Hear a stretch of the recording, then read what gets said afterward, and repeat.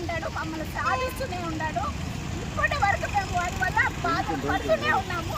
ఇప్పుడు నా పిల్లలకు నాశనం చేయాలని వాళ్ళ పట్ల కూడా కేసు పెట్టి వాళ్ళ ఫ్యూచర్ కూడా నాశనం చేశానని బెదిరించి నిన్న నా భర్త పట్ల నా వీరు కొట్టి కత్తితో దాడి చేయన్నారు. దాడి చేయగా నాకు నా భర్తని రక్షించుకోవడం కోసం నేను తలపైన కొట్టినాను.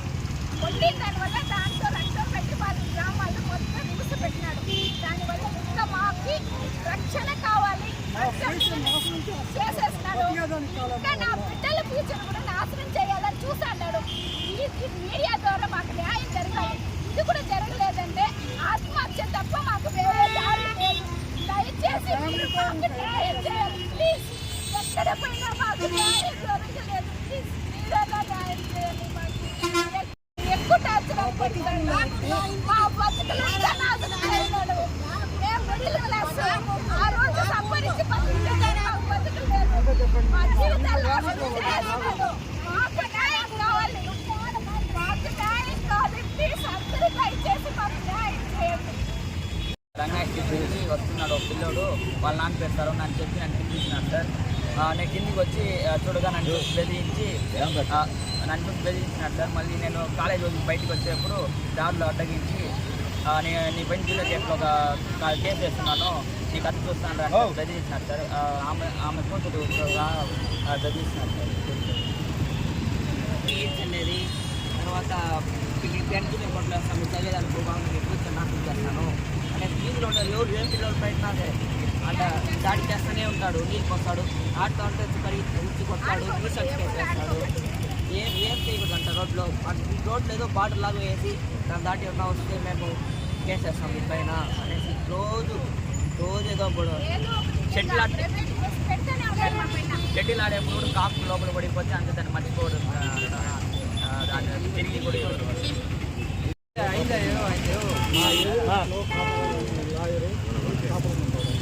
25 సంవత్సరాల ముందు వాళ్ళ ఇంటి పక్కన ఉంటుంది వీళ్ళు తీసుకొని వచ్చినాడు. ఒక 30 ఏళ్ళు తీసుకున్నాడు. అక్కడ గోడ కేసు వేసినాడు. దానికి మా అమ్మ సాక్షి చెప్పింది. లేదు వీళ్ళు తీసి వాళ్ళ ఇల్లు పడవ వస్తున్నారు కేసు వాళ్ళు కలిపింది. అప్పుడు పెట్టుకొని ఆయన ఇది టార్గెట్. ఇప్పుడు వరకు ఇంక 20 సంవత్సరాలుగా మమ్మల్ని కోర్టులో ఏదో ఒక కేసు వేసేది, చూపించేది. మేము ఏదో రోజు కూలి చేసుకుని బతికేవాళ్ళు. మేము మమ్మల్ని కోర్టు తిప్పించేది ఇదే పని సార్. ఇప్పుడు మొన్న మా పిల్లోడు కాలేజ్ చేరిపోయి వాంటెడ్గా ఇప్పుడు ఆ కేసు కొట్టేసేదానికంటే వాంటెడ్గా పిల్లోడిని పోయి దబా ఇచ్చి కాలేజ్ దగ్గర పిలిపించి మళ్ళా బయట వచ్చేప్పుడు ఇద్దరు కాతోరాని లాయర్ వాళ్ళు అడ్డగించుంటారు. పిల్లోడు వెనకాల పిల్లలు కాలేజ్ వదిలేకపోతే పిల్లలు వెనకాల వచ్చేప్పుడు వీళ్ళు పాస్ అయిపోయినాడు. పిల్లలు నెలలో ఇచ్చుంటే వాడిని అక్కడ ఏదో చేసేవాళ్ళు. వీళ్ళు మరుసటి రోజు పోయి నేను కంప్లైంట్ పెట్టినాను 2 టౌన్లో. ఇలాగ మా పిల్లలు ప్రాణం ఆయన ఉంది, నేను ఇలా చేస్తూ ఉంటాడు. నేను కంప్లైంట్ సీఎస్ సార్ కంప్లైంట్ పెట్టినాను. ఆయన పిలిపించి మాట్లాడతాను.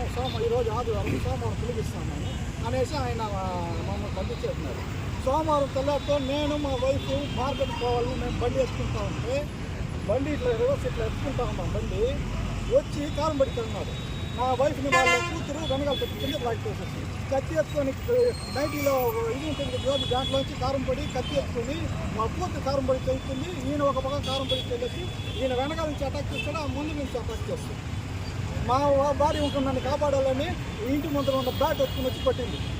ఏమంటే ఆయన నెత్తురు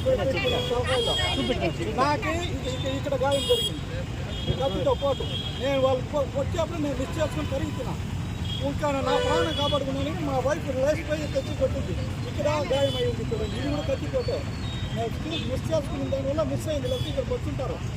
నన్ను చంపేదానికి వీళ్ళు వచ్చేసి వీళ్ళు నా పైన నేను కేసు పెట్టి నా పిల్లల్ని ఫ్యూచర్ నాశనం చేయాలనుకుంటా ఉంటారు సార్. ఇప్పుడు నన్ను 5 ఏళ్ళ నుంచి నన్ను సతాయిస్తూ ఉన్నాడు. ఇప్పుడు నా పిల్లల ఫ్యూచర్ నాశనం చేయాలి. మిమ్మల్ని నాశనం చేయకుండా నేను వదలని కార్యం నాదే కాదు సార్. బీజీ వాళ్ళంతా కంప్లీట్ బీజీ వాళ్ళని అన్నీ నాశనం చేసే పని. పిల్లలు ఆడుకుంటూ పాకిస్తాన్ పవర్ లాగా పెట్టుకుంటారు సార్. ఇంటి దగ్గర మాకు కావాలంటే మీరు వీధిలో కూడా అన్యాయం ఎక్కువ చేస్తూ ఉంటాడు. బతికి అంటాడు. ఇంకా మేము లాస్ట్ సూసైడ్ చేసుకుంటాం సార్. మేము అలిచిపోయినాము. ఇంకా మా వల్ల కాదు సార్. మీరు మాకు దయచేసి మీ మీడియా వాళ్ళు మాకు కంపల్సరీ హెల్ప్ చేయాలి సార్. ఇంకా మేము చేసుకోవాల్సిందా ఒక పిల్లలపై మేము వాళ్ళ కోసం బతుకుతూ ఉంటాం సార్. వాళ్ళని నాశనం చేసినట్టు మేము దేనికోసం బతకాలి? మీరు మాకు న్యాయం కంపల్సరీ చేయాలి. లేకపోతే మేము ఏదో మా కుటుంబంతో నలుగురు మేము చేసుకుంటాం.